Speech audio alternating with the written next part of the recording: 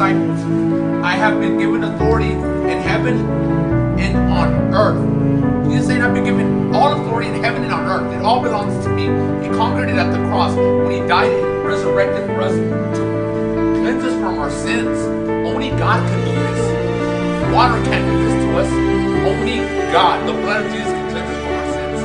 Look at this. I've been given all authority in heaven and on earth. Therefore, go and make disciples of all nations, baptizing them in the name of the Father, Son, and the Holy Ghost. Holy Spirit, seeing with sister that her fruit is remaining. Elijah has already proven by faith and confession of her mouth. Look at this. Be baptized in the name of Jesus Christ for the forgiveness of your sins. Then you will receive the gift of the Holy Spirit. This promise is to you and to all your children, even to the Gentiles, all who have been called. Notice, all who have been called by the Lord our God. Right here. Then Peter continued preaching for a long time. What about those lengthy sermons, brothers and sisters? Jesus is the way, the truth, and the life. Yes. You truly believe that from your heart?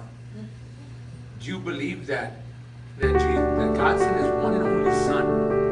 Like